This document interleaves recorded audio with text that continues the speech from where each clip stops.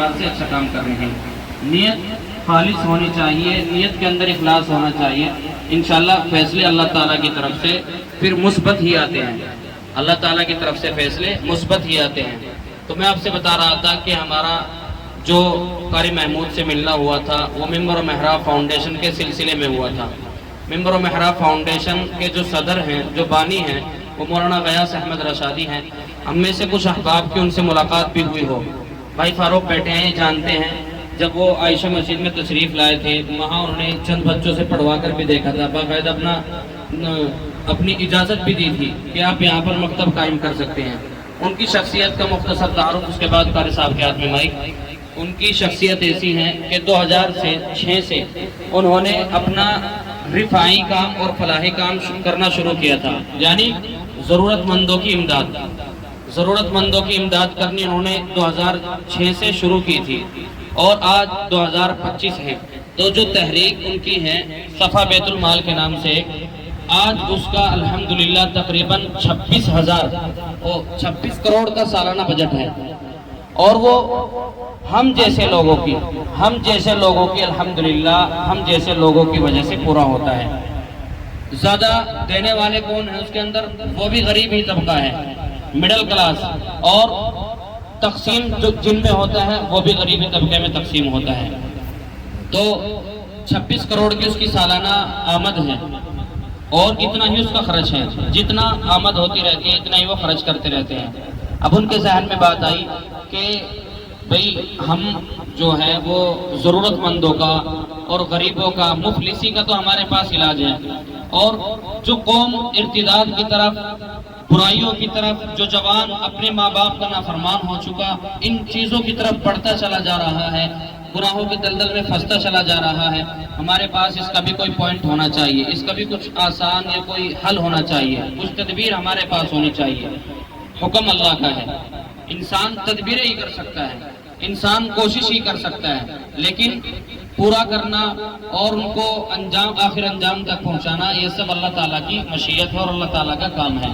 تو پھر انہوں نے آغاز کیا ممبر و محراب فاؤنڈیشن کا، اور نعرہ لگایا کہ صفا میں بیت المال جو ہے وہ تو علاج ہے غربت کا، اور ممبر و محراب فاؤنڈیشن یہ علاج ہے تعلیم اور تعلم اور ارتداد سے دوری کا، یعنی اس میں آ کر انشاءاللہ ان سب چیزوں کو دور بھگانا ہے، ارتداد کو، ماں باپ کی نافرمانی کو، ان سب کو دور کرنا ہے۔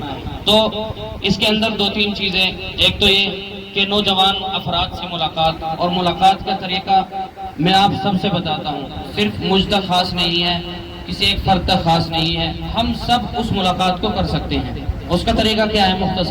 مختصر طریقہ یہ ہے کہ آپ جس سے بھی ملے، مسلمان ہو یہ ہمارے غیر بھائی، محبت کے ساتھ، خوش اسلوبی کے ساتھ اس سے پیش آئیں، اس سے اپنے اخلاق پیش کریں، مسلمانوں کی کیا شناخت ہے، مسلمانوں کی کیا پہچان ہے، مسلمانوں کی ہسٹری کیا رہی ہے، کیا تاریخ مسلمانوں کی رہی ہے، یہ ہم اس کے سامنے پیش کریں۔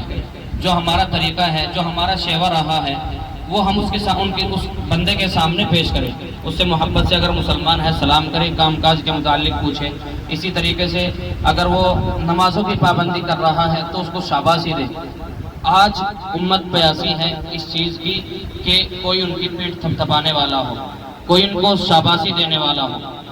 آپ کر کے دیکھیں اس کام کو، کوئی آپ سے ملاقات کرے، آپ اسے سلام کریں، سلام کے بعد اگر وہ ایک وقت کی بھی نماز پڑھتا ہے اس کو آپ دعائیں دو، شاباشی دو، اس کو اتنا کانفیڈنس ملے گا کہ وہ ایک کے بجائے ایک وقت کے بجائے 2 وقت کی نمازیں پڑھنا شروع کر دے گا۔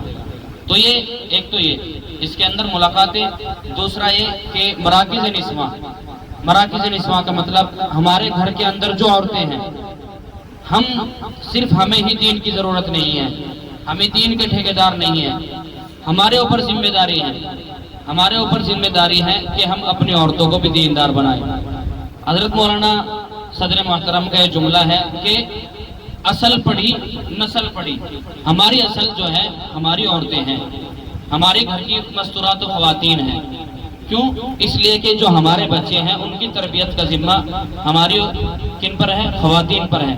مرد کی ایک دن میں 8 یا 7 گھنٹے مرد گھر کے اندر گزارتا ہے، اس کے علاوہ عورت 24 گھنٹے گھر کے اندر گزارتی ہے. کیوں؟ وہ اس لیے کہ اسے باہر کا بھی تقاضا رہتا ہے. اگر کام نہیں کریں گے تو آپ کو معلوم ہے گھر کس طرح چل پائے گا. تو مرد کی جو ذمہ داری ہے وہ اپنی ذمہ داری بخوبی نبھاتا ہے. تو ہمیں اپنی عورتوں کو بھی تیار کرنا ہے، اپنی عورتوں کو بھی مکتب میں بھیجنا ہے. یہاں الحمدللہ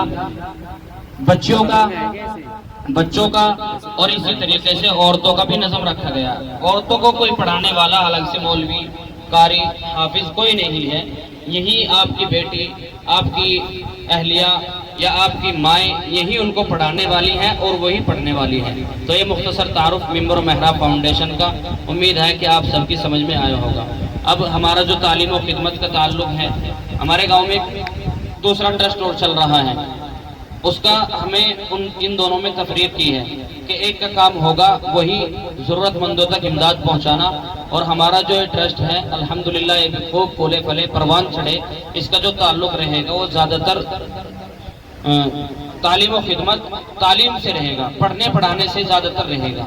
تو آپ سب سے درخواست ہے، آپ سب اس کی فیملی ہیں، آپ سب اس کے ممبر ہیں، آپ سے درخواست ہے اس کا حصہ بنے، اسے جڑ کر اور بہترین انداز سے اس میں کام کرنے کی آپ بھی کوشش کریں. ہندی، انگلش، میتھ اساتذہ کی نگرانی میں کرتے ہیں. وہ اس لیے کہ ہم چاہتے ہیں کہ ہمارے بچے اسکول کے اندر بھی اچھے نمبر لے کے آئیں. دوسرا جو پروجیکٹ ہمارا ہے وہ مکتب ہے، جو 10 سال سے تقریباً چلا آ رہا، اور فی الحال کچھ مہینوں سے ممبر و محراب فاؤنڈیشن کے زیر اہتمام ہے. زیر انتظام تو ظاہر سی بات ہے وہ تعلیم و خدمت جو ٹرسٹ ہے اسی سے ہی ہے، کیونکہ انتظامیہ تو الگ چیز ہوتی ہے. باقی ہمارا ان کے سائے کے نیچے ہمارا سایہ جو ہے وہ، ہمارے بڑے جو ہے وہ حضرت مولانا فیاض احمد صاحب ہے، مولانا محفوظ الرحمان صاحب ہے اور مفتی خلیل احمد صاحب ہے. تیسرا کام جو مراکز نسواں کا ذکر کر رہے تھے عورتوں کے لیے، ایک وہ ہے، اندر اس کا بینر لگا ہوا ہے. چوتھا کام جو خدمت کا ہے، خدمت میں کوئی ضروری نہیں ہے کہ جو بھوک لگ رہی ہو کسی کو اس کو کھانا کھلانا ہی خدمت ہے صرف، یا کسی کے پیر دبانا ہی خدمت ہے. خدمت یہ بھی ہے کہ اگر کسی بچے کے پاس کتاب نہیں ہے، کسی بچے کے پاس فیس نہیں ہے، تو وہ خدمت بھی ہو رہی ہے اور تعلیم بھی ہو رہی ہے. لیکن اگر اپنے پاس گنجائش ہے تو ہم بھوکے کو کھانا بھی کھلائیں گے، بیمار کو دوائی بھی دلوائیں گے. یہ سارے کام ٹرسٹ کے ذریعے کچھ بھی کر سکتے ہیں. ہاسپٹل چلا لو، اسکول چلا لو. ٹرسٹ جو سرکاری ادارہ ہوتا ہے، اس کے ذریعے جو بھی ضرورت ہو انسانیت کی بھلائی کے لیے کچھ بھی کر سکتے ہیں. اچھا، ہمارا ٹرسٹ جو ہے وہ دھارمک نہیں ہے، ریلیجس نہیں ہے، مذہبی نہیں ہے. ہمارا ٹرسٹ تمام انسانوں کی بھلائی کے لیے ہے. وہ الگ بات ہے کہ ہم چونکہ مسلمان ہیں اور زیادہ تر تعلقات آپس میں ہمارے مسلمان بھائیوں سے ہی علاقہ مسلم ہے، لیکن اگر کوئی غیر مسلم پریشان ہے، ضرورت مند ہے، تو سب کے لیے دروازے کھلے ہوئے ہیں. یہ ٹرسٹ جو ہے وہ چیریٹیبل ہے، ریلیجس نہیں ہے. آج ہم یہاں جو اکٹھے ہوئے تھے وہ اس عنوان سے اکٹھا کیا گیا آپ کو، عید ملن پارٹی. عید ملن پارٹی کے تعلق سے، عید ملن پروگرام نہیں، عید ملن پارٹی کے تعلق سے. پارٹی کا مطلب یہ ہو جائے افطار پارٹی ہو، جب کچھ کھانے پینے کا نظم ہوگا تو انشاءاللہ اب افطار پارٹی کی وہ نہیں، عید ملن پارٹی کی طرف چلتے ہیں. اگر کوئی ساتھی کچھ سوال کرنا چاہتا ہے، کچھ پوچھنا چاہتا ہے تو اس کو ہو اجازت ہے. تو کچھ کہنا چاہتا ہو کوئی بھی کسی بھی تعلق سے اپنی کوئی بات، ابھی وزیر نہیں ہو بھائی جاوید صاحب جو بھورا سے تشریف لائے.